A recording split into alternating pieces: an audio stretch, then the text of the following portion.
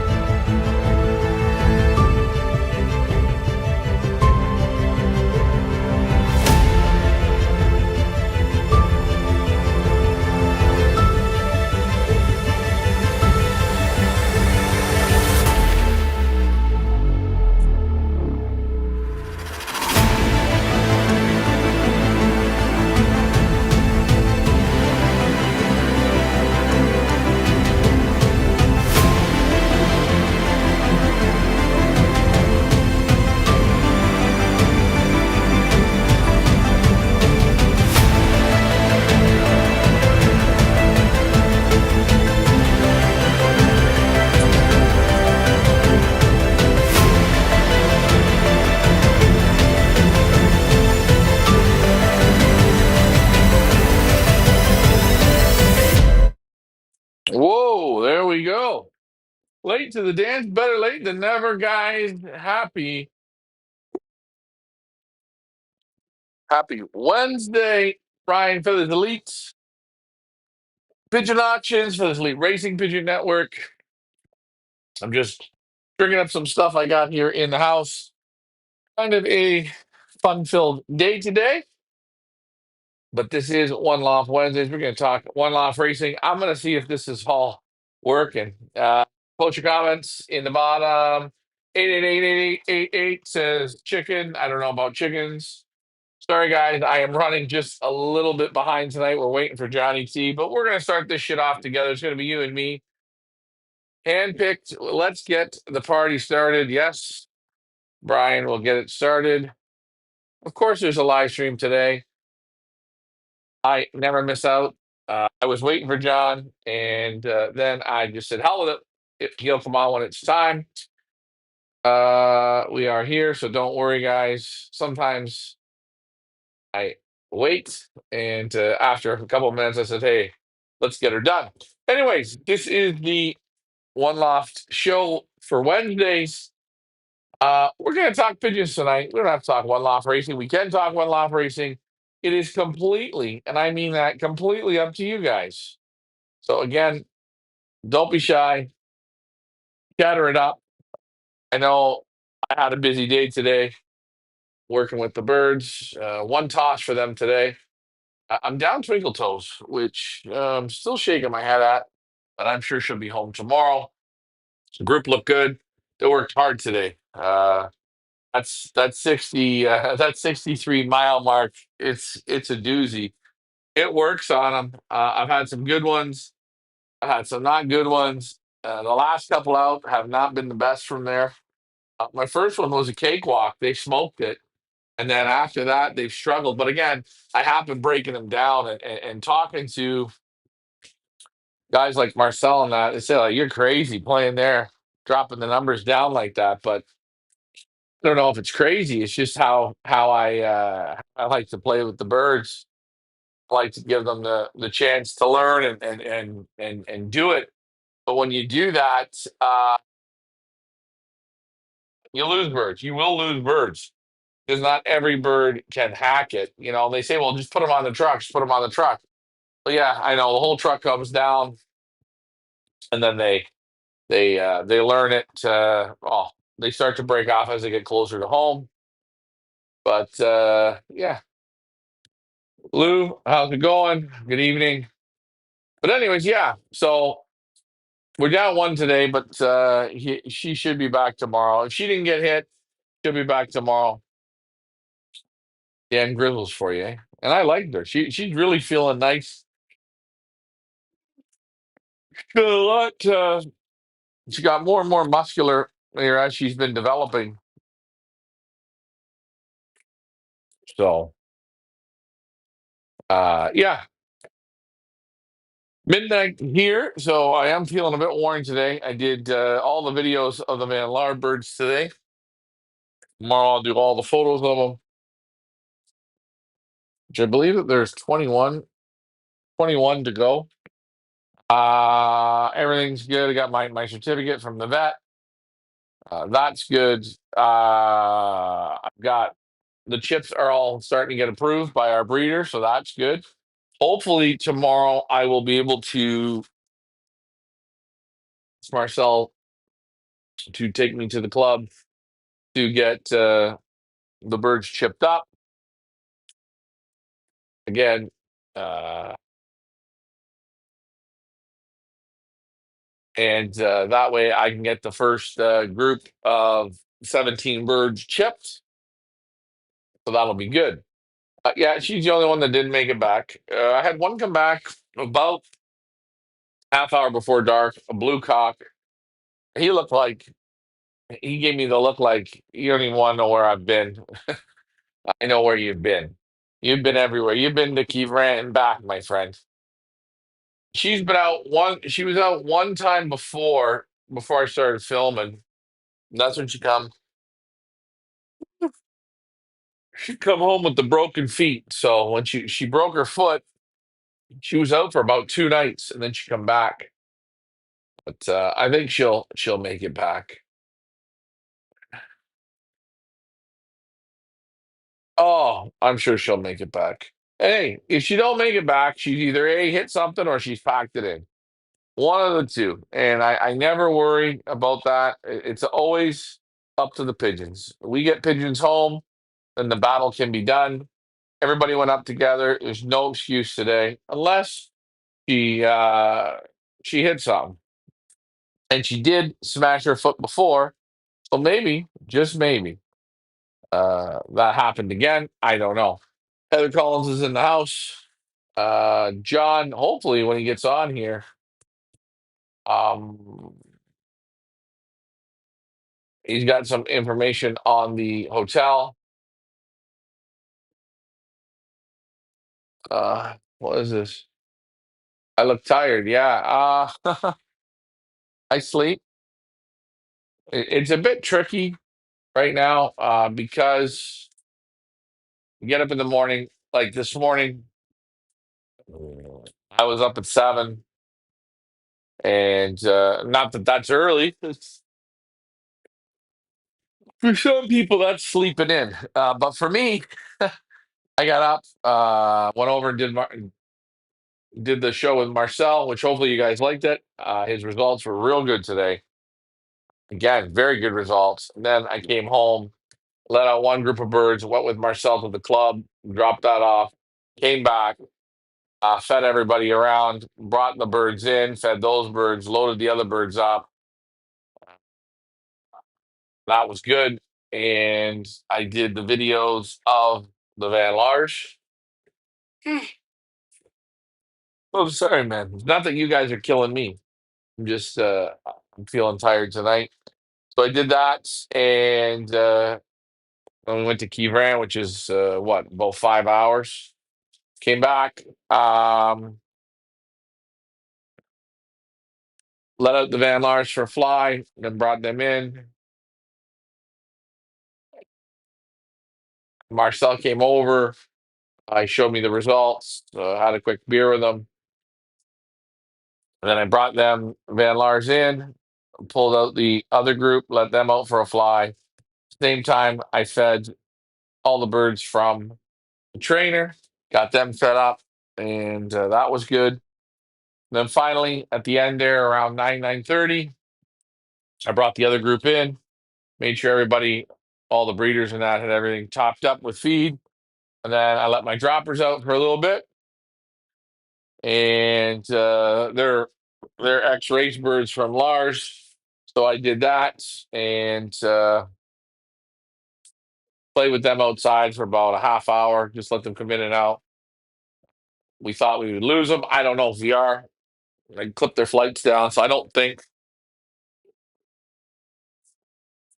we are. But hey, it's one of those things. And now I had soup for dinner. Marcel brought me over some. white. Oh, what's the name? The green stuff. Come on now. They have it here in Belgium. It's not spinach. Oh, it grows in the spring. Jeez, I can't think of it. Brought me some soup. Brian, hey Ryan, you get all your birds back the other day from the three groups? Yes, I got them all back. Actually, the day we went in groups of four, which was not today, yesterday, everybody came good, except I was down two birds. They came home this morning, and then I let them come in. I let them have a drink, and I basketed everybody, and they went back on the toss. So everybody made it. No, not broccoli. Not broccoli. It's white asparagus. I had asparagus. How is the members welcoming you into the club? Listen, I don't. I hate going to pigeon clubs. It's not really my thing.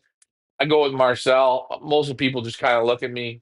They don't know really what to say or do or whatever. I know that people talk or whatever, and that's okay. I just smile and I don't say. I mean, everybody speaks Flemish, so I just kind of stay quiet, But it's okay.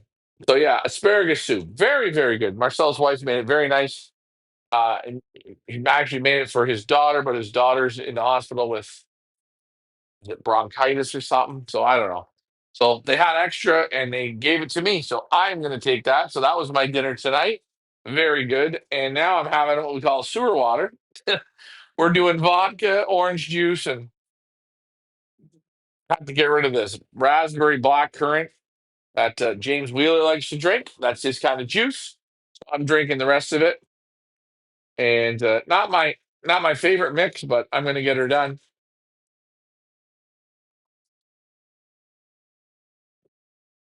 It's okay. It's going to do. Good evening, Mr. Teal. How are you?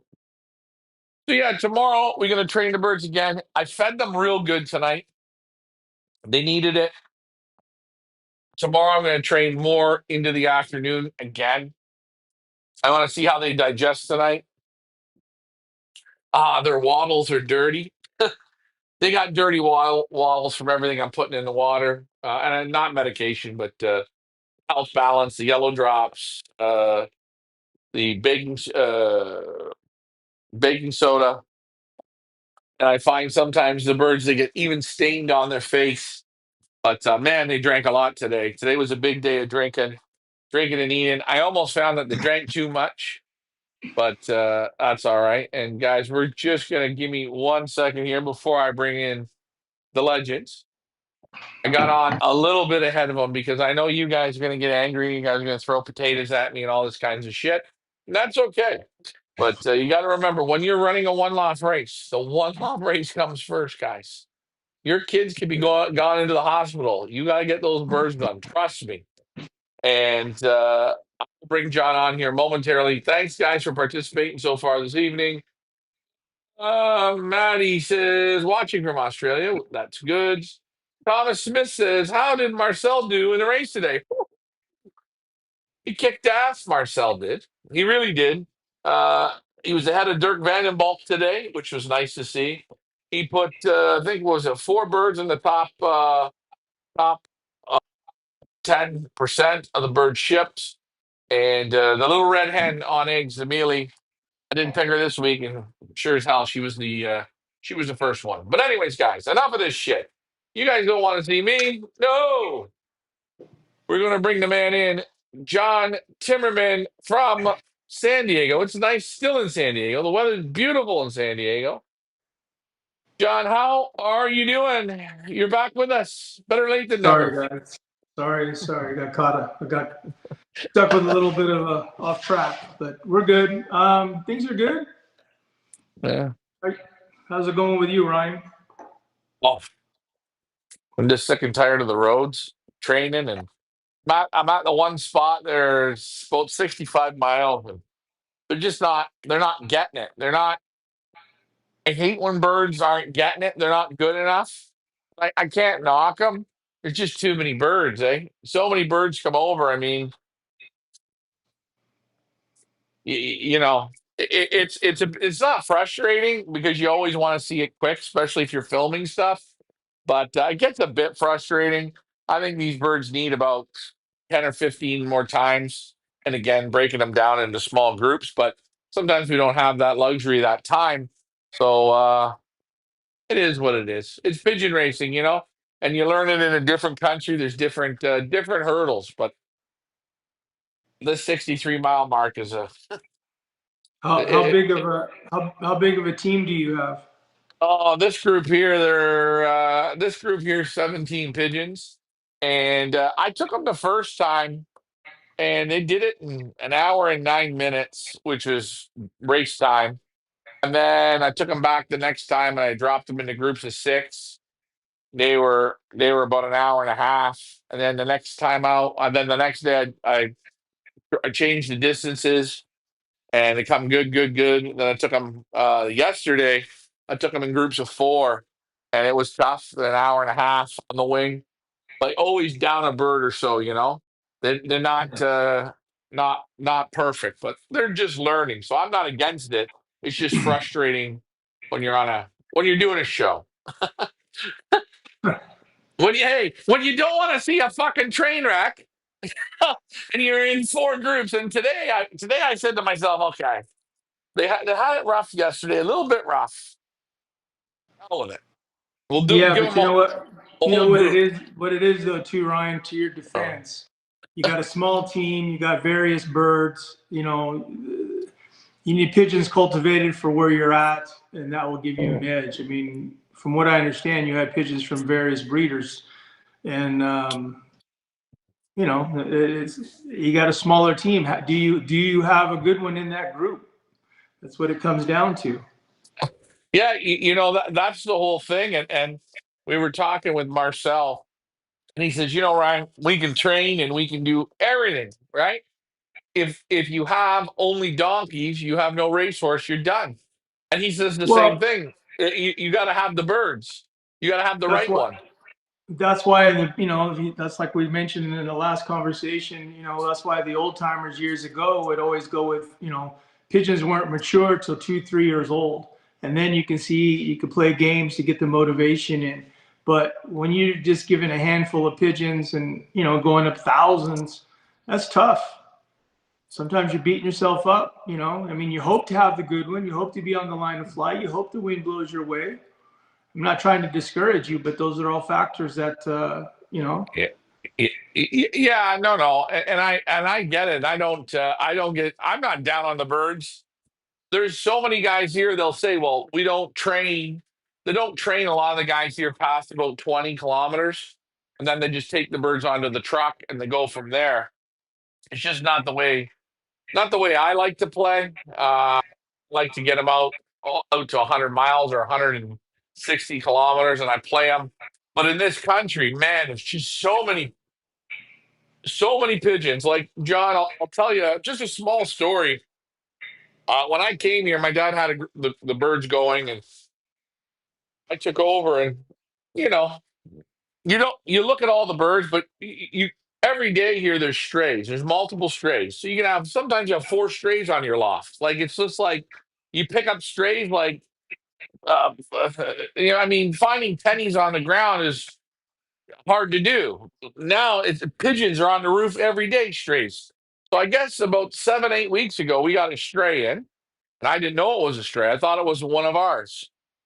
Played this pigeon and played it and played it and played it. Man, this pigeon's coming good, right? Whoa. So I had to go register all the chips, all the rings, and this one chip's not mine. We don't have the card for it. I said, shit, must be someone's bird. I'll call the guy up, see if I can keep this bird. Oh, called the guy up. Guy wanted the bird back. Come over, only spoke Flemish, figured it out. The pigeon is out of a second Olympiada, middle distance, and his top breeder from Stefan Lambrechts. So we started talking back and forth. Three of us were talking. I said, I'll buy the pigeon. I'd like to keep racing this pigeon. Okay. I wanted 3,000 euros. Holy shit. You know what I mean? Like Yeah. he had it on his race team and just lost it off the roof, just like whoop, gone. And he lives maybe a mile from my house, but no, like you see, you know what I mean? Like one of the strays we got in, like lucky, you know? Oh yeah. It's pigeon racing, but very interesting, you know? Anyways, here's a question I have, and this might be stupid. Wonder, do you think one law foot racing would be better if you did it with old birds? The well, that takes the excitement out. That's the whole idea with young pigeons is, it's not knowing, not knowing how many are going to make it to the training, how many are going to, what pigeons are going to be left after training, what pigeons are going to qualify for the race. Old birds is kind of, your percentages of going to the race. It's already, your percentages are a lot higher, right? I mean, and plus, when you get these pigeons and they're mature and they've already been down the road a few times, they're just better. Now, are you talking yearlings? You're talking 2-year-olds. Well, it's interesting here. Like today we raced Kiev. I didn't race. I went over to Marcel's, and he had yearlings, he had 2-year-olds, he had young birds, and his first two or three birds were young birds. Okay, and the cocks are on widowhood. He's got some of the young birds on eggs, but more than likely, you see mostly young birds coming up to like up to the front. And I've kind of always thought to myself, like John, in your race, would it be possible? Have you ever thought maybe this is a good idea, maybe it's a stupid idea? Maybe the people watching could tell me what they think. But would it be good to say, hey, if you want to leave your birds here, charge them a fee, and they play next year with the young birds? You think I think that's a good thing or a bad thing? I mean, I've always had testers. There's pigeons that we have that I leave in the group that, five, six pigeons in each race Mm. that I use them just in case there's ever an issue that if we ever have to pull a bird out to get tested, I'll use those. And in the end, they don't. In the beginning, of course, when they're learning, those older pigeons come. But as you stretch them out, nah. And I mean, they're not going to the race. They're just going to the preliminaries, to the 140, 190 for me. Hmm. And some of them hang in there, and there's been times some of them still get lost. Um, but the thing is, when you have older pigeons, you're not going to lose them at 100 miles, 150. When you Hmm. start stretching out 4, 5, 6 hours on the wing, there's more variables, and the good ones will come. But just like what you just said, over there, young pigeons have always been, the last decade, um, late hatches will keep up right there with the old ones. But they're not, when we start stretching them out to, 6, 7 hours on the wing, well, then you're going to see your 2 and 3-year-old pigeons come Yeah, over here in our neck of the woods. and there are guys here, they're even banding young birds with old bird bands. So when they put them into the national flights, they feel that the young birds have the advantage. But they can win it as long as that bird's got an old bird ring, it'll clock as an old bird, right? So kind of neat to see how they're playing. But here they're not afraid to mix the olds and the youngs together. And I like that they do the different results. But I always just think, though, in a one loft race, like for instance, if you have, let's say, 250 birds that finish your race, and God said, John, would you keep these birds and play them next year and make an old bird or an old bird race within that young bird race, or just allow the guys to enter them again and play? You think that's a good thing or a bad thing? For me, it's a bad. I mean, I get it, and it's good to people have the opportunity, but you're trying to, for my experience, you're just trying to keep it even keel. Whatever the year is, 2026 pigeons, just 2026 pigeons play, and that's, that's how it is over here. I mean, that's the way we've always done it. And again, it's because of the excitement of the unknown. Young pigeons, just like I mentioned, going back 6 weeks ago, as far as health, things can turn on a dime. You don't know. These people right now in the Midwest dealing with these hurricanes and tornadoes. I mean, you just don't know that if they get humidity, how that can change the health in the loft. Same applies to me. We had some really cooler weather. Now we're going into the hotter months, and they're predicting lots of humidity for us down on the south. And yeah, then you got to start looking for your various diseases, and now you start bringing on the whatever medications to treat the birds. You can't turn a blind side to it. It's too easy for a flare up to come up, and then it could spread, and then you got a problem just like Yeah. that. Now, I was going to ask you, do you find when it gets humid, the coccidiosis goes up? Yeah, coxy canker. Yeah. Why do you think that is? Um, you know, you know, even like on my lofts, I got certain lofts that have skylights, and most of my lofts, they're shaded, and that could be so many guys in the beginning that like to have the skylights and it's warm, but really, pigeons like to be sitting in the dark or in a shaded loft, Yeah. Yeah. right? And Yeah, they do. yeah, it's just better. They're more rested. You get into skylight lofts, freaking in my situation where you really have to think about the stuff. I mean, you're putting vitamins and stuff in the water. Well, now you got 195 degrees outside, but in the loft, if that skylight, it's just sun's beating down on it, it's beating down on your waters. Well, now you're just breeding bacteria, and it's just going to affect your birds. All the Yeah. little shit like that. You don't.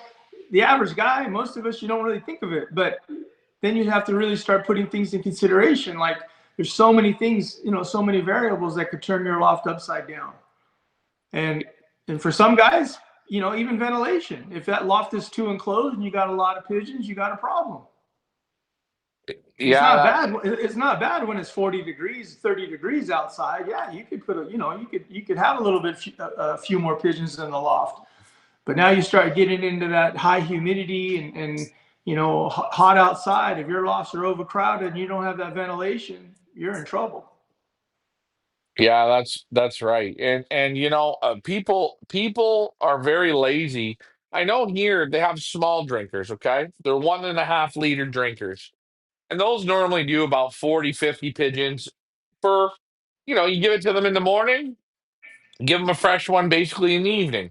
They drink it down. But I almost think they do it for freshness, keep it fresh. And I'll tell you, I think a lot of people are very lazy. They buy the largest drinker they can get. They put their water in it, fill it to the max. They put it out for 50 birds. They leave it all week. I know there's people that do that. And like you said, like you don't drink dirty water or water in you have a glass of it's like this glass. I'm gonna drink it now, and if I leave this much tomorrow, I'm That getting that getting that rid of it. explains it. That explains it. Why you drink so fast. You don't want bacteria. I get it now. Yeah, and I'm Yeah, diluting with vodka, and the vodka's killing everything. that's the answer. Hey, listen. When I was last time I was in San Diego, okay, John took me out, and John took me to this little Mexican place, and he said, "Trust me, you're not gonna get sick from the margaritas here." And we drank them all night, and they were fantastic. I felt great, John. Yeah. Anyways, no, but I think people do that, eh? Like it's one thing if you're going to be gone for 3 or 4 days, okay, fine. But people, I think, really make that mistake with leaving the water. And same thing if they're putting medications in the water, they don't look at what they're doing. They make the whole torpedo, and it's like you wasted all this medication. You're going to leave it there for a week. I don't know. I don't think it's good. Well, they could get away with it if it's in a shaded, dark part of the loft. But if it's some guys have those waters on the outside and that sun's beating on it, or like in my situation, you got skylights and the skylights are beating on it. That's just trouble. You gotta keep it fresh. Yeah, I mean that's just part of it. Yeah, yeah. Just covered up my skylight. Glad to hear that the goat does that. Brian, yes. John does say lots of guys say, lots of top flyers, they don't put the pigeons in direct sun. They'll let the pigeons go in if they want, but the lofts are exactly like you say, shaded. You see it even in my loft, the loft of Stefan Lambrecht's. You know the light bulb, John, that shines down on the pigeons? Mm-hmm. He put a a piece of metal so the light can't go right into the bird's eyes. It lights the room, but the Yeah. direct bulb don't affect the bird's eyes. And again, small little things. I mean, that's only a light bulb. The sun's a lot stronger. Michael Peebler asks, what does John do with the birds that people don't want? Is there that? Do you have that problem every year? People say, oh, here's 25 birds people don't No, I want. mean usually, I mean most of the breeders that have been in my race, I mean, I usually send them back regardless. I Okay. mean, because I mean that's I think highly of the pigeons. If they survived it, the breeder's better off having the bird back, and he can make the decision for what he wants to do with it. But I usually just box them up and send them all back. I do get pigeons. Guys say, John, leave it there, and then I get beginners, and I always try to help out. I do have like young guys in the last 3-4 years that have come on, and whatever the case may be, helping check in with chips or helping with just an inventory. I don't forget those guys, and I gift them those pigeons, but always with permission of the breeder. If the breeder doesn't want them, then they go to my guy TJ, and TJ feeds them to his bobcat. Simple as that.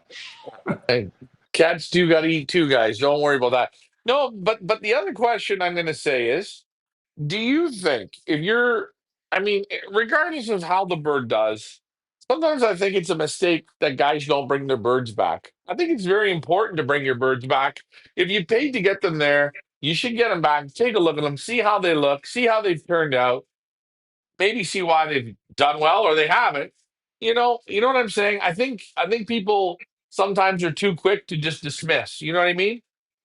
Well, it's always good to see how the condition of the bird, or to see how the bird for themselves, what they sent.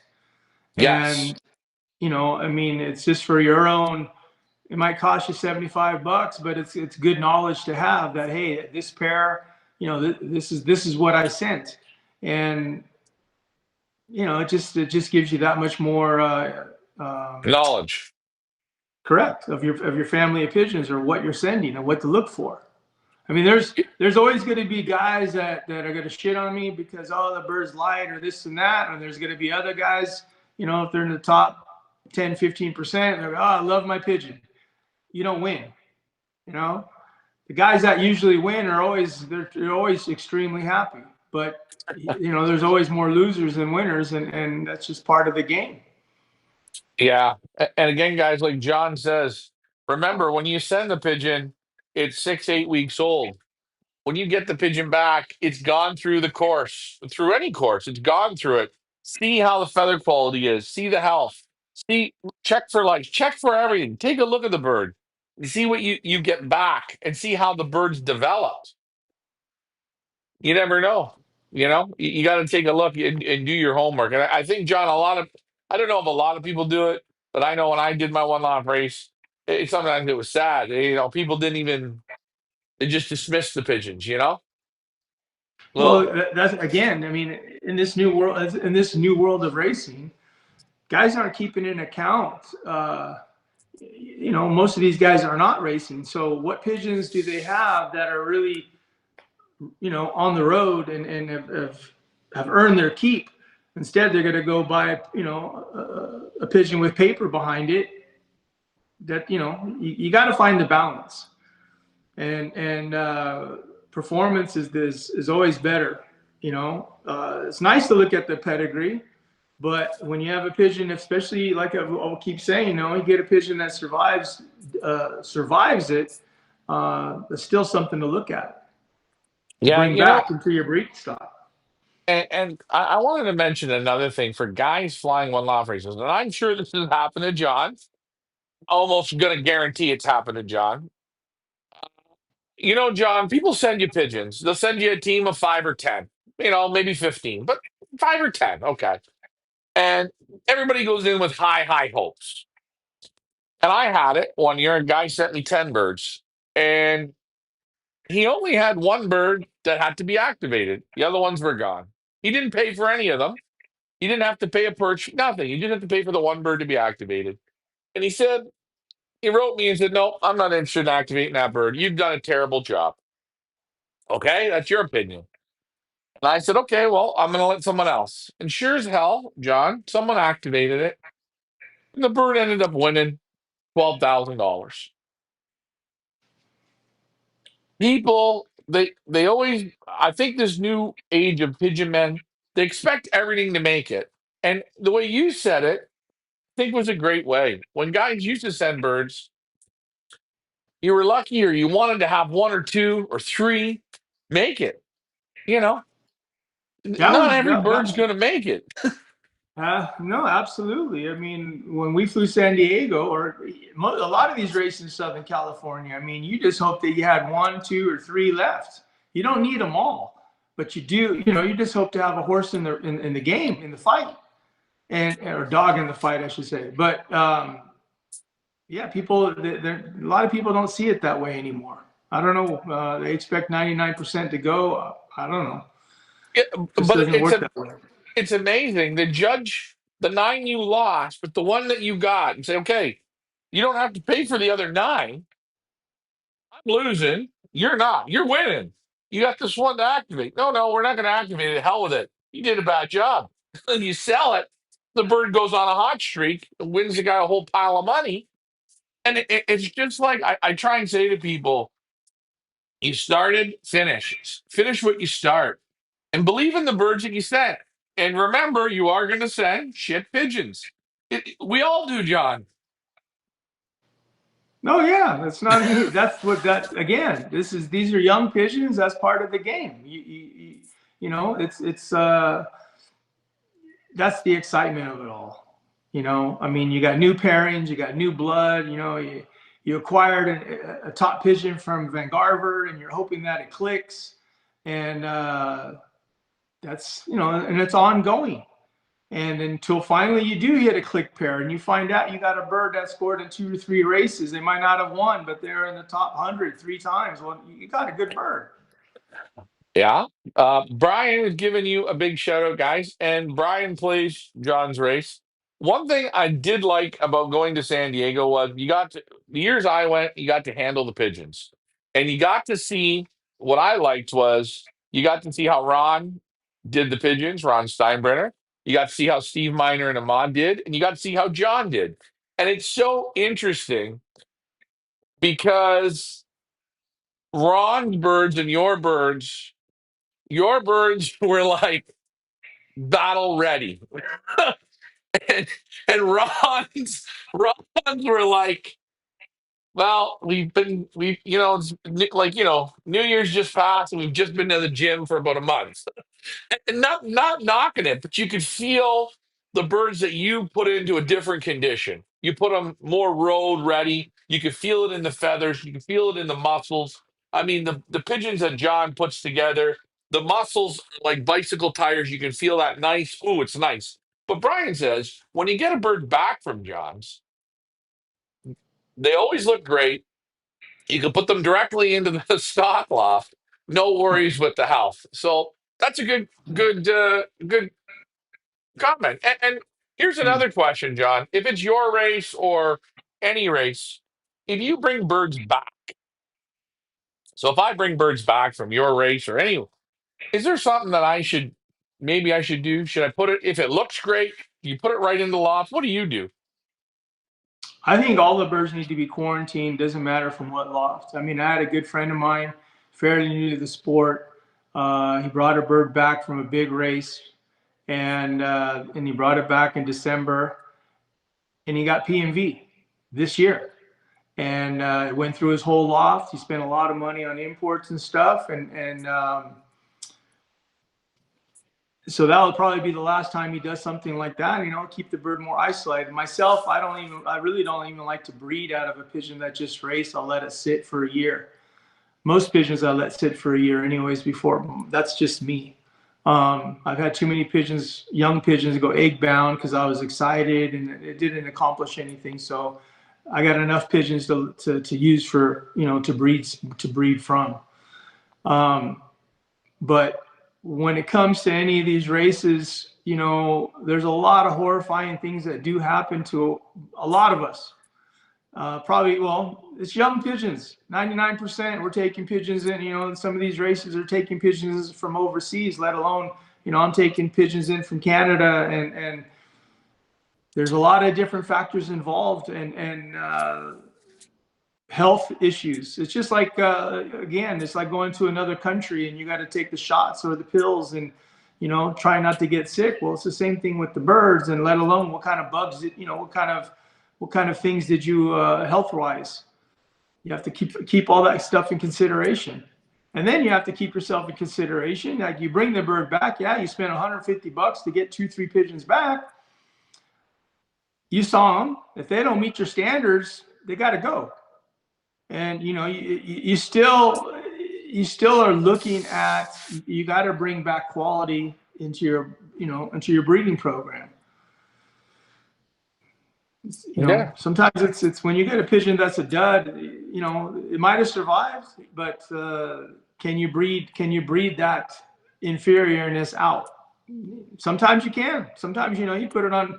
Nobody knows what you're going to get out of two birds. It's always that's the excitement of it. And I will say this, depending on the races, but I will say majority of the races, if you send your bird and they complete it, and they're, maybe they're not a big winner, but I'll say this for John's race and the San Diego races, if your birds can finish on the day, and you send them to the encore race, they finish that, I'm telling you, bring them home and give them a try because they've done everything that you've asked of them. And sometimes that's going to be your breeder. But they got to be the right races. If it's a Mickey Mouse race and you're not sure how the handling is, you're not happy, maybe okay, no. But a race like John's, bring it back. And again, Brian says, you hear how Brian, he says, just bring it back, put it in the stock loft. Now, we're not saying you know, take your precautions, always take your precautions. But if it's a good, serious race, don't discard it that quickly. A little bit of time's good, eh? I think. Also, my man Hollywood Lou here says, "Hi, Ryan and John. I always take my birds back. I feel responsible for the birds. They aren't disposable. Plus, I like to say I want to see how birds develop after the race." Hollywood Lou. So he wants to see they do. What else we got here? Yeah. Brian says he doesn't like to bring, or he brings birds back from other one loft races, but not puts them into the loft. Okay. Except for your race. So you've got Brian's high on you right now. Thank God, you, Ron. Thank you, did you, Brian. did you pay him? No, we're joking. Come on, man. No, hey, but here's my other question, John. When you bring a bird back, people get itchy. They bring the winner back, the bird that won some money, itchy to breed it. What do you think is a good time period for self quarantine?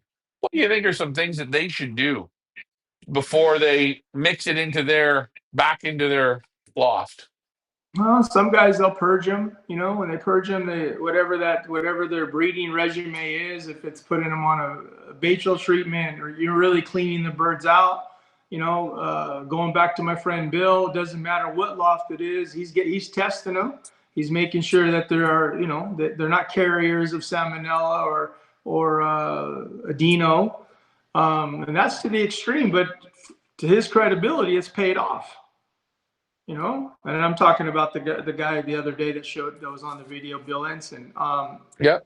Huge, you know, like I said, going back 3-4 years ago with him, with Bill, you know, he used to, no, there's no problem in my loft. No.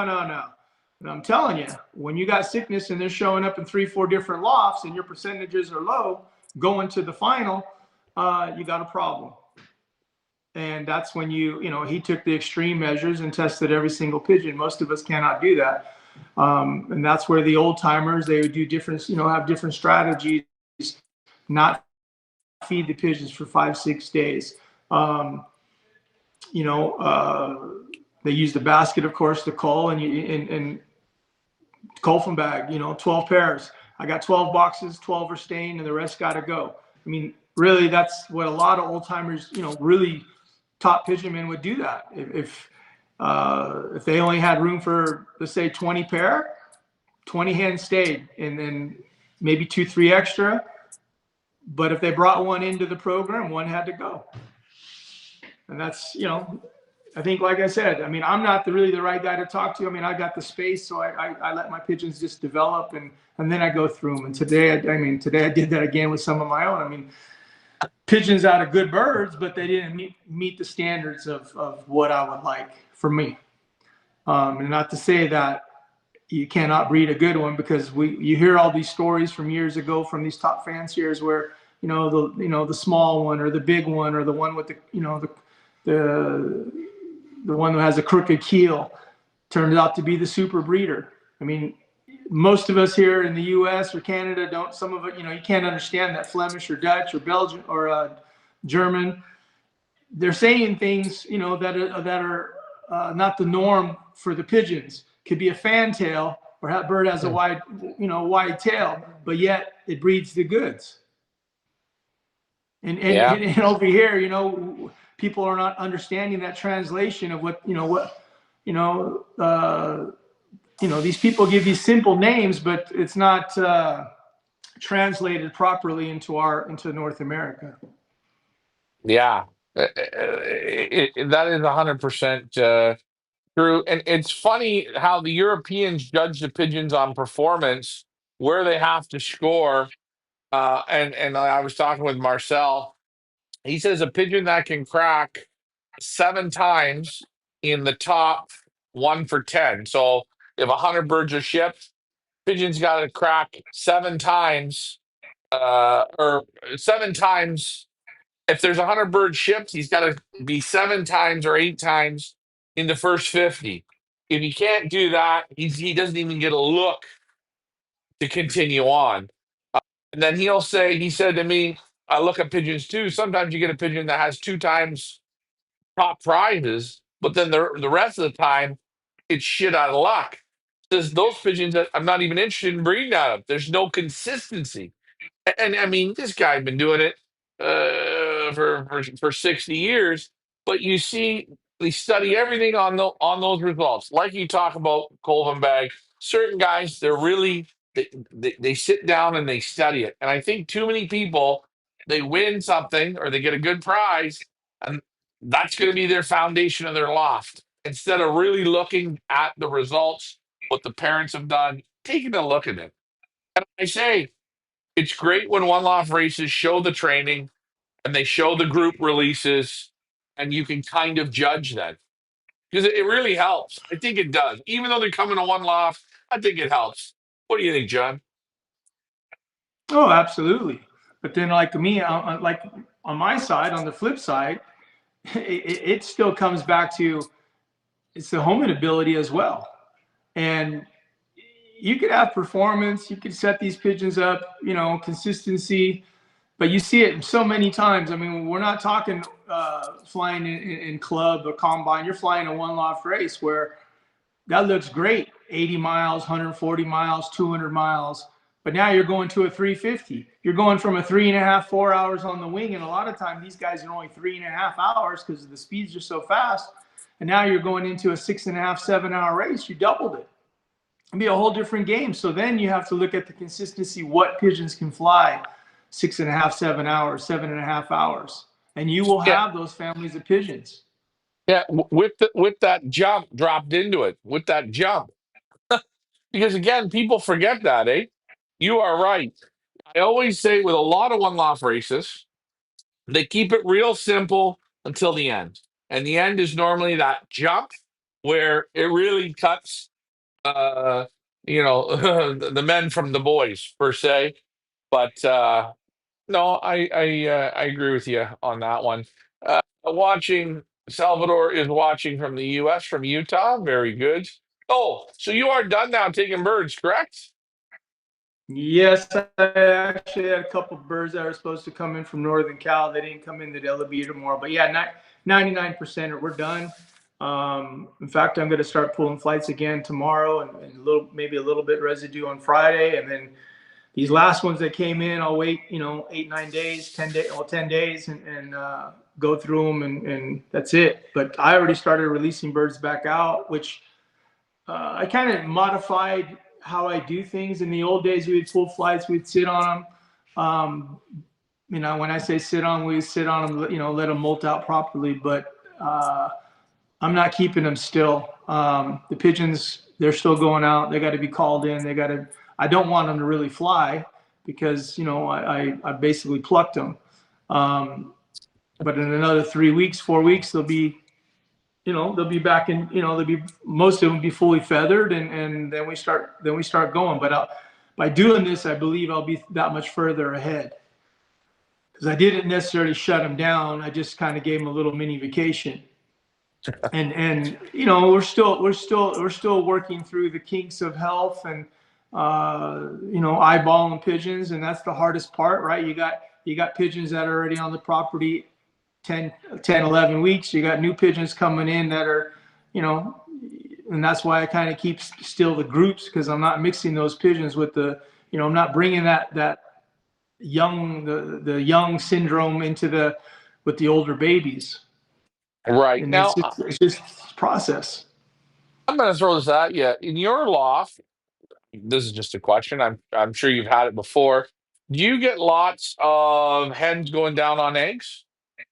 No, and I thought about that. I mean, it's a lot of maybe because of the graded floors, but I mean, occasionally here and there, but no, I don't. And some of it is because these pigeons are being constantly moved. The birds get called in. If they're fast trappers, they could go to the section they want, but otherwise, we're keeping so many birds to a section, and so they might be one day with their cock, and then, or with their mate, and then the next day they're 20 feet down the road in the loft in a different section. Yeah, and the other thing is you have no box perches, it's just the stumps, correct? Yeah, Yeah, yeah. and that kind of kiboshes it. But for people wondering, not full of eggs all over, because by now I'm sure you've got you've got quite the mature. Some of them are pretty. They look like old birds, I bet. The birds haven't fallen apart on my end. They haven't fallen apart. They haven't really gone through a heavy molt yet, or haven't even started. It should be happening here in another week. So then we'll see how things start really transpiring. But no, the pigeons right now, a lot of them are really, they haven't even they have to get new feathering, but they're feeling solid in the hand. Feathering's good, so I'm happy with that. Okay. Um, Now, with these groups going in, going out, when you let so okay, the California Classic, are you letting that whole off for people to wonder? Are you letting the whole off out at once, No, or do not you yet. still divide it? Actually, today I left. I did one group on one side, which is probably about 800, 900 pigeons, and then Mhm. I got another 600, 700 on the other side that I got to start really working with. That are all pigeons that have been received in the last 5 weeks. I would say 5, 6 weeks. So they're going to be catered to a little differently. Um, and that applies with the Royal as well, where the Royal will be just two groups. I'll be merging, instead of three, I'll be merging one with the other. So it'll just be one bigger group and then just a small group of about 60, 75 which will be like in the preliminary. I want to keep those birds separate till they actually get a little bit mature and they get over some of these, possible children's sicknesses. Yeah, when you're gonna start working them, like, okay, you're gonna say, I'm just saying, next week we're gonna start getting the California birds, California classic birds. We're gonna get them up. We're gonna start pushing them, getting them to fly, getting them to go. Will you break that loft into two or three groups and do it? A group at 7 in the morning, then a group at 9, and then a group at I, 11. I've done that. I've done it. I mean, I've done it so many different ways. I've been a cowboy where, oh, let me do this. And I kick him out at noontime and, you got 15-mile winds and it doesn't. I'm not. I did a lot of crazy shit and lost pigeons years past, and so now, I mean, even in the beginning, and I'm talking 20 years ago. I mean, I was gun ho. I trained twice a day, and then you go 5-6 miles, and it doesn't seem like much. And you got a freaking storm coming in. And, oh yeah, they can do it.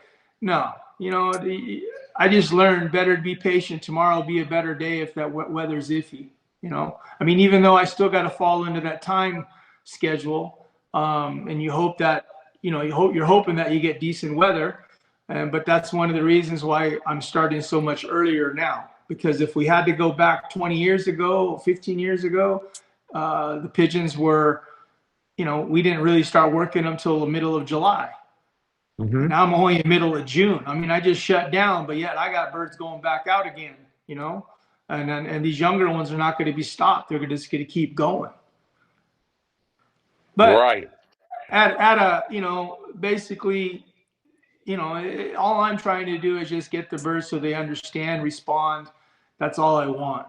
Because in another 5 weeks, when they all really start really going up in the air, yeah, they're all over the sky. And all I did was try to give the birds the best opportunity to know their home. To be zoomed in, to if it's trapping or going 50 feet from the loft, just walking around, they know. Yeah, so you do it calmly, give them the confidence, and let them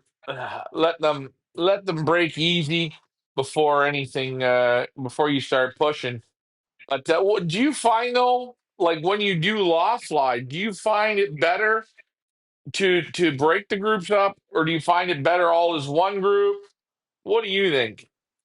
No, I'll break them up in 2, 3 groups, just because when I start pushing them, I just broom them up a couple times. By the fourth, fifth time, then I'm really brooming them up. And if some of them are lazy, I'll put them in the trailer and just take them to the other side of the property, and just give them a little bit of a bump just to get them up. Hmm. Um, the last thing I want is pigeons sitting somewhere. I mean, I hate that.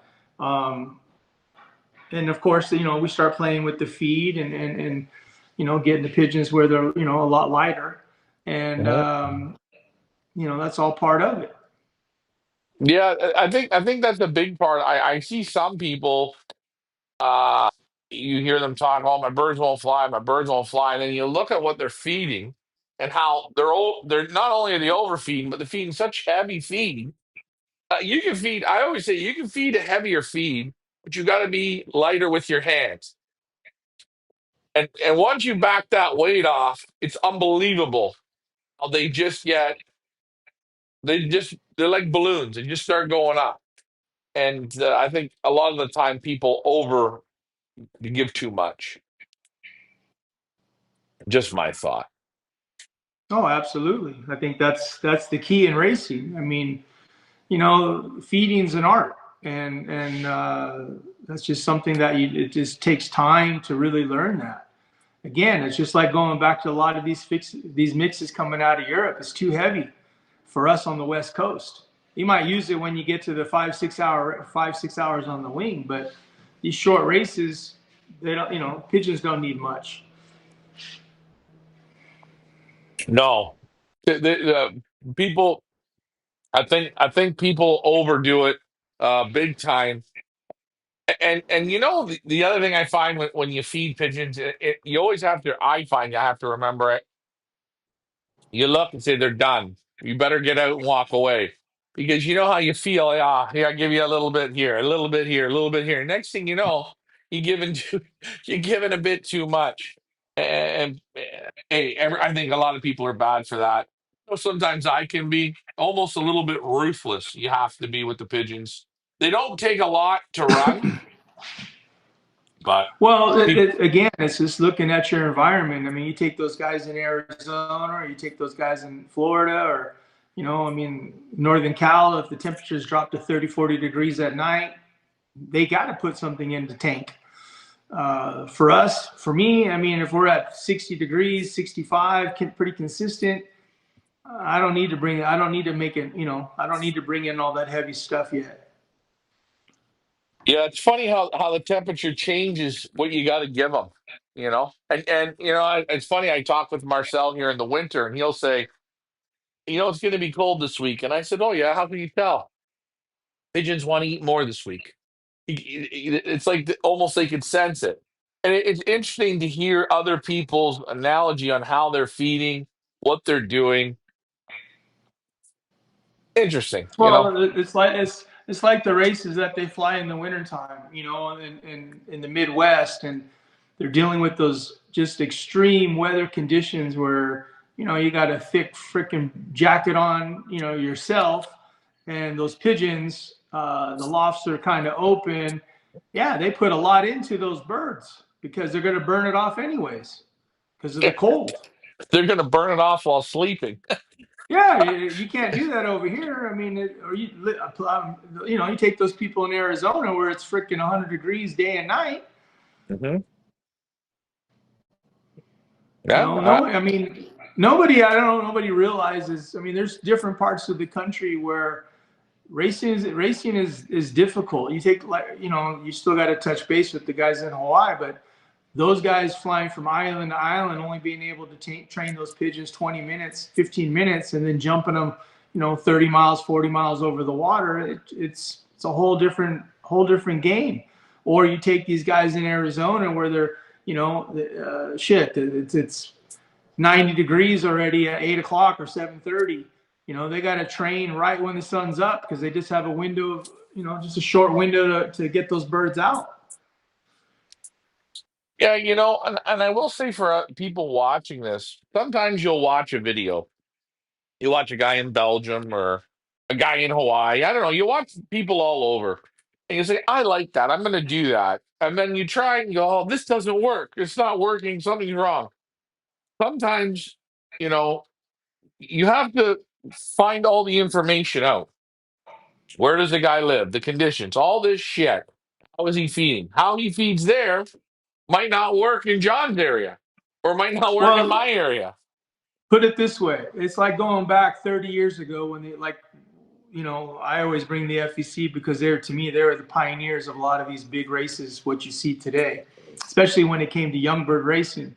And nobody really had droppers, but the FEC guys did. They had their droppers because every second counted.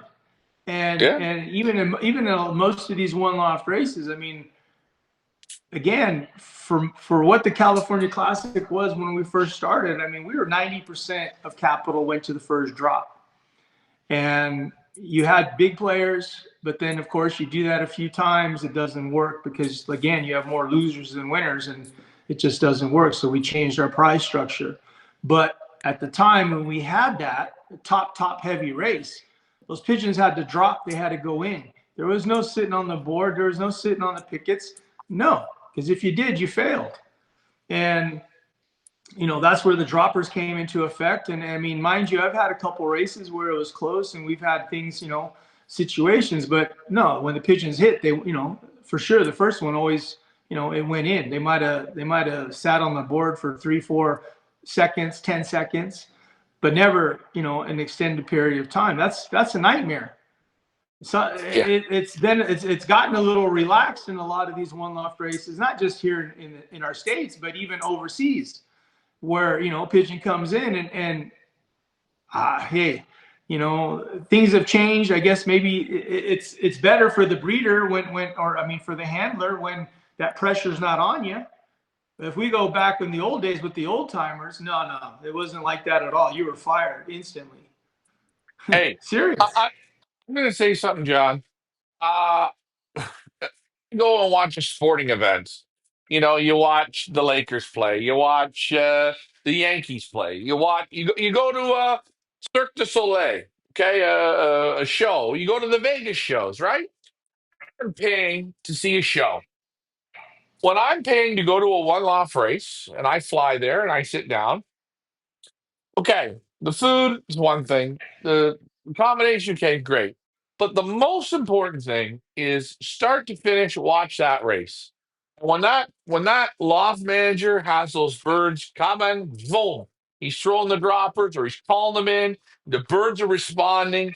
Everything's looking good. The birds can look tired. The birds can look professionally and coming in. And I say to myself, when I see that, I say, I'm back next year. Win or lose, the guy's putting the work in.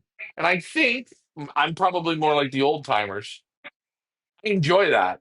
I want to see John throwing the droppers and getting them in and working it. Because that's the beautiful part of racing. It's the only thing we can see is the finish, you know? Yeah, absolutely. I mean, I remember it's probably about, again, it's been a while, but I remember when Facebook was out, and of course, you have all these guys that are critiquing and talking, and there was one dumbass. Why so many droppers? I never seen that. Well, that dumb son of a bitch lives in San Diego now, and in fact, I haven't even talked to him about it. I should bring it up with him. But the fact that someone would say, "Why so many droppers?" You know, that's part of the game, is to get them in, to drop in and push the birds in. Um, but things have changed. Most of these races don't do that anymore. Let it ride the way it is. Yeah, But John, I'll say a dropper. If you have a 50 bird team, I say if you really want to have it nice, you want to have 10, 15 droppers, 20 droppers, great. If you have the room, because they're the greatest cheat code. And people say, well, I have two droppers. Well, my first bird comes, I throw the dropper, boom, and it works. I'm not worried about the first bird. I'm worried about bird 7, 8, 9, 10, 15, 16. They're throwing the droppers for those birds because we know not every first place bird this week is first next week. And you train, the race is still practice, the race is still training. Get the birds used to those droppers feeling good because the last birds this week will be the first birds next week. And I think droppers are so underrated. And I hear the same shit you do. Why do you have so many droppers? Why do you need droppers? Well, go away. It's a cheat code. It's a little bit of help, man, in a good way. well, it's an insurance policy. You got to remember, you're doing your in my eyes, I'm doing my breeders justice. I'm doing what I can to get the bird down. And it's happened so many times that, a lot of races, in multiple loft races, where the bird made one or too many hooks, couldn't pull the bird out of the sky. That same philosophy, I mean, because, before I did the one loft racing, I mean, that's what I did. I flew the Holiday Cup was multiple loft race, and that's what, that's how I was trained. That was my mindset. You didn't win the race until the bird was in the clock. Well, the same thing Yep. applies for the one loft. The same thing applies for the one loft race. People don't understand. You could have, back in the day when you had all these optional races, you got $1,000 optional bird, and you can't get them down.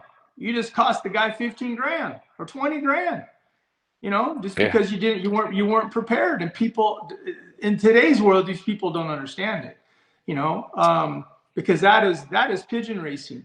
You do your best to get control of the flock. And a lot of guys don't see that. They don't know. You go to Florida, it's so competitive with those guys living back and forth. I mean, you better know what you're doing or you're out. Uh, yeah, yeah, 100%. I say there's so many stones, okay, that you can unturn. And the people that do it are the ones I say, John, they think outside the box. They look at the whole, they don't look at the picture in front of them. They look at the whole thing. Everything they can see and droppers, you know, a fun thing. Just stupid things that you live through in your life being a pigeon man. Uh, my I used to play soccer, and I was gone all the time, and then my dad would take me, and we like to still fly the pigeons. This is when pigeons were on the back burner, but you still had them. He left his pigeons open hole all the time, open hole all day long, open, open, open. No training. Put them in the races. They were okay. They were real good when they got to the longer distance. Besides that, though, I remember him sitting there one day, and he goes, "Eh." The race day would come, and all the birds were in the loft except for the birds that went to the race. My dad said, "These birds trap like shit." And he's having a couple drinks from. He said, "Next week, all the birds, they'll be outside. Open the chutes up just like in every normal day. Pigeons coming home at 11 o'clock in the morning. Pigeons go out first thing in the morning and do their flying, and then they're down, right? Yeah. The next week, he had all the birds out. He had the chutes open. Birds were coming from the race, hitting the board, burning rubber in, like everything was calm. You know what I mean? They were used to it. And it's so interesting to see little things people pick up. And I'm not saying that to do for everybody, but my dad was that kind of guy. He said, "Oh, fuck it. I leave everybody out. I let them." And you see a bird come from a race, you know what it looks like. And it Yeah, worked. but It, but it but you got worked. but you got but you got to keep in mind, like when you have a big race now, there's nobody there in the training, but when it's race day, right? They It's, got to get used to that. So yeah. that's part of it. That's what people that are just watching the TV, watching the computer, not realizing that pigeons aren't familiar with this stuff. But that when you're drawing that crowd in, that's the excitement. That's an OLR. Mhm. And I don't know what happened, but somehow we got lost where they have monitors and people go sit in a building 100 yards away. That's just the excitement is when people are there. And I've witnessed it. I've seen it firsthand where people are 40 feet away from the loft. It's a different rush, and Hey, that's what's carried it to where I'm at today. Now, J- will it J- continue? I don't know. John, when you can bring people to the front row and then you can still play the race and the birds firing trap, it's a round of applause. It really is. And you hit the nail on the head. I got to go to a race and go to some villa and watch it on a big screen. I'm sorry, it's a race that doesn't interest me. I'm not interested. I want to be up. I want to be as close as we can get. And I will say something. Ron had that. Oh, we all had that here in San Diego. Yeah, I'm saying like Ron's was like you were like literally the board. Your race damn close. Miners. The only problem with miners is it's up sort of on the hill. But again, close there. Interesting to see. And I've been to races where you're so far away you can't even see if a bird's coming to the board. No, What are because people they afraid they of? they, they haven't understand a one loft race. These guys have. That's what I said. Things have changed so much from what it used to be. I mean, is it pressure? 100%. If I could say, okay, guys, you know what? We're doing our stuff at the hotel. Everybody just stay at the hotel. It's air conditioned, and maybe one or two people could come to the loft. That'd be awesome for me. It totally takes the pressure off. But when you actually have a crowd, in the old days, I have 300 people sitting there, and you talk about your balls getting small, and then of course you got your people talking nonsense, and dude, it's history. That's all part of it. But that's the excitement. That's the excitement of a one loft race, and you're there and you're seeing it. But I've seen it through the times where we have people now, they don't even know if it's pigeons coming or what they saw. I've had pigeons, I've had guys come and, oh, the second drop was the first drop. What are you talking about? People, it's just change. It's just the people, they're not paying attention, or they really haven't seen real racing. They're just watching it off of TV. Go to the GHC, become part of their organization, and go to their backyards and see see how the pressure's on. Just like Oh I yeah, said, just like I said, back in my day when we raced, I mean, guys would vomit because of the stress, the nervousness. And now, yeah, and they're just doing it with their own club mates. But you try doing it when you got, a few hundred people. You talk about pressure. yeah. Hey, like I said to you earlier today, I do all the shows there on Facebook, and you sitting there, and you got to get the birds trapping without you there. And then you put it on, and people say, "Well, oh, those birds sat on the roof for 30 seconds," and you go, "Yeah, I'm not even like this is the third toss of the day. I'm working them like this." And it's funny, but 100% you can feel that pressure. I know exactly what you're saying, exactly what you feel. And I think for people that go to these races, they have to understand that as well. When you see a one loft guy putting that work in and bring you in close, have a little bit of it'll be a little bit easier, on the loft manager Oh because yeah, but you know what? After me doing it for so many years and crashing and burning, and now you know what? I'm okay. I could go off on somebody now because it's like, dude, you have no idea. And so many people over the years that you see these mistakes being made, and they don't even blink an eye. They think that's the norm. That is not the norm. The norm is to get the pigeons down and in. And I yeah, see, you see this shit. You see this like again. You see it in big OLRs, and people are going to pump that up. That's a joke. It's not pigeon racing. That's why you have so many guys in Belgium and Holland that do race, and they see one loft races. No, it's it's not for them. And I no. get it. I get it. And again, that goes back to the owners having control, and the owners remember, not every one loft race, and I think this is right. Not every one loft race is being run by diehard pigeon men. John's a diehard. Okay, John is a diehard pigeon man. I'm a diehard pigeon man. I'm even going to say Ahmad there. He's a diehard pigeon man. And not all the races are run like that because some of it's all about money instead of Yeah. being a diehard.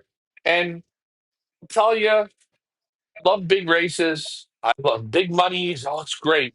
But you know what? I really like a guy going out there and fucking handling the pigeons properly.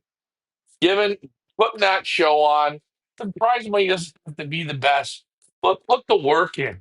And we're there, show show us what you've done.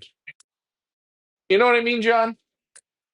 Oh, but dude, I've been dealing with it in my brain. I mean, like I said, going back to those few guys that were in San Diego, I mean, they rip on you for every little thing you did. But you know what? In some respect, in some respect, I have to thank him because it made me that much more conscious of what I do now. And I'm not saying, hey, I've had, you know, it's pigeon racing. So many things can go wrong, and when it does, it does. And but you got to put effort into it and try and do your best. And some guys get away with this, not trapping fast or anything because they don't have a crowd. But when you actually have a crowd that's sitting there and they're watching you and they're only 30 feet away from a loft, that's a whole different game. And then then they're saying, why are the birds this way? Oh, dude, be glad that they're dropping in as quickly as they are because they don't know who you are. They never seen these canopies. But that's Yeah. part of that's part of it. I mean, we can go back and say, well, it's a race and we have to separate, it's for the pigeons, but it's also, you're doing something for the crowd and it's finding the happy medium because it is exciting when the birds are coming right over the Do, top of their heads. do you know, I will say, and I'm going to say this again, San Diego created that. What you're saying right there, you all went. Everybody was there. Big names, small names, kids were running around. It was packed with people. It, as it got closer to the time, you could feel everybody there. You could feel it inside of them. It's building, it's building, it's building. And then you watch those birds, just like you say, come over, they corkscrew down. Your John's throwing the droppers, or Ron's doing what he's doing, and boom, boom, boom. And what a feeling it is. And you almost say, Win or lose, I came to the show. I came to the circus, and I seen it. And I think one thing, if people are watching and you want to feel that, I know John always makes sure to try and put that out there, but you'll get it in San Diego because you guys do a hell of a good job. You make Well, people come back for we years. yeah, well, absolutely, and we try. I mean, hey, who knows what's going to happen this year? But no, we try to prevent that. We get those pigeons that yeah, they are going to be tame enough to come down, and but that's the handling part, Yeah. Hey, John, it's a job, isn't it? dude. It's beyond a job. Just a, Fuck, just a, I don't just even a know why I regular keep doing John. it. It's just a I regular really, nine to no. five, bud. Listen, I mean, I do this shit because I like you, and I mean, I'm where I'm at. But to be honest, sometimes I'm going, fuck, you guys are out of your fucking mind. You want me to keep doing this stuff? I'm doing it. I enjoy it, but I don't know. Every day, you have no idea the effort and the time that goes in, and I can't believe I've done it for so many, going on two and a half decades. It's like you got to be kidding me.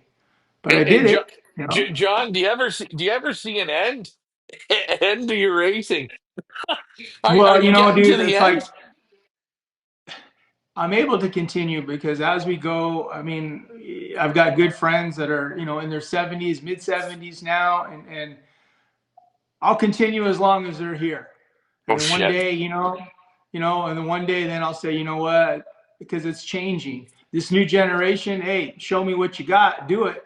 Can you commit? Because this is a game that is 24/7. There isn't. I got to go. I got to take off. It doesn't work that way. I mean, you got to be very fortunate to have a loving spouse that will stick with you to go through this stuff because there's so much time involved. And it's like my good friend over there. You take like Paul Daniel over there. He's doing 2 races. Have you ever done it? I'm looking at him, dumbass. Of course I've done it. He knows. I mean, I do 2 races. So he's doing this Texas Center race. He realized it's a lot of work, a lot of time to do this. And you do it because it's prestige and it's the fellowship that goes along with it, but it's your life as well. That just blows by. And like I said, for someone like you, Ryan, it gives me the passion to continue, and some of the new fanciers that have come on board that really want to get into this and understand it. Hey, I'm game on. I'm good with that.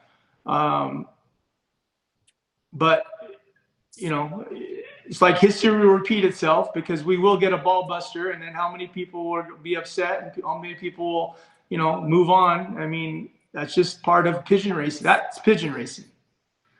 Yeah, There's no guarantee. There's no guarantees in this game. yeah, and you know as well as I do, John. Those ball busting races 10, 15 years ago, they were probably almost applauded. They were great races. That modern era today, they want to see pigeons Well, 2100s and fast, and there's no problems. Everything's perfect. That's you not talk that's not about, real. back then, Peter Van Ramsdonk, he was the pick. He's the one that more or less was behind him and Hank Coulars doing the pictures. Yep. So we're talking in the early 2000s, and Peter and Ramsdonk hooked up Chris Peeman with the pigeons called the Whitback. Mhm. Well, the Whitback, right? I mean, those are famous pigeons now for tough races. And those are pigeons that, yeah, they got a history of scoring, and people they don't even consider that. In Belgium, they know. Holland, they know those old line distance pigeons for those harder days. But everything now is they want speed. Uh, Here is a guy, Lou, Hollywood Lou. I don't know if you know him, John, but he says, I sent birds to the Royal Cup and the Classic for the first time. I like what I'm hearing and looking forward to the series. Lou, I think you're going to really enjoy it. Lou, I know you're a diehard pigeon man. You've won some races, some money this year. Great. And you support our channel. Great. I hope you are in San Diego. I'd like to meet you. I'd like you to meet John. If you like him on the show, you're going to love the experience. Again, the whole San Diego week, fantastic. Accommodations are great. Speaking, John, before we wrap up, how's anything? How's the accommodations, or what's your thought? Oh, it's What's the happening. I'm just right now. Next week I'll have the itinerary, but no, it's happening. It's going to be at the Hamul Casino. Um, Room rates will be uh, they're pretty much what they start the weekend rates will be same as what they are during the week, but they are providing a hospitality room, and we'll have our two banquet rooms, and we'll break it down from there on how the Triple Crown and how all of us work together. But that will come out here in the next couple weeks. But no, our accommodations will be at the Hamul Casino this year, so if and people we do, will. if people want to book, should they just hold off? Yes, we will, because we have a code, a pass code number for that. Okay. So that will you get a little bit. You get a few perks from the casino, and the more everyone stays and play, as part of it, then next year we get that much more strength and bargaining. Yeah, yeah, yeah. I know. They're first telling you now. Show me, guys. Support this race. Support this week. If you're in it and you want to do something, you want to get outside the box, go to San Diego. Can't wait to hear about it. I've got some friends from Australia that are going to be coming. I hope Heather and Steven, I hope you guys are going to be coming. John, good show tonight. We're going to get some video footage this week coming up of the birds being out, just kind of loafing around. It's always fun to watch loafing around pigeons. I don't mind that at all. Um, Anything else you wanted to say before we wrap this one up? No, I'd like to thank all the breeders that are in it for all the San Diego races, and even if you got into one or two, we appreciate it very much. Again, it's a tradition here in San Diego, and so there's a lot of passion, a lot of excitement, of course, and that's all given with the racing. I mean, it's real racing. It's we do our best. We try to follow within that time frame to race, and we got we wear the pants. We got big balls over here to continue, even though it shrinks on race day. But we're not afraid to race. But it's difficult, so just keep that in mind. But Yeah. I thank everybody that that's part of it. I think it really, especially the guys that come to Orange County and see me every week, and just joining in, and we did that since almost the first week of March, and here we are, second week of June. We continued it every weekend, and means a lot because it's the support, but it's also the friendship, and thank you. Yeah, and guys, I'm going to tell you firsthand, those small little things, right? You may not think they're much, what John's saying, but those are some of the straw that stirs the drink that keeps John motivated, I'm sure, to keep going on. I know I love it when people are having a good time and people support, just like this show. They support it. That's what keeps you fired up. We do it for the people, eh, John? Give them a great race and the We do it pigeons. for the people. Yeah, I mean, I'm heading in a few weeks. I'm heading to the Texas Center for a couple days just to give my support for those guys. And I'm not going to be wearing that pigeon outfit, but I am going.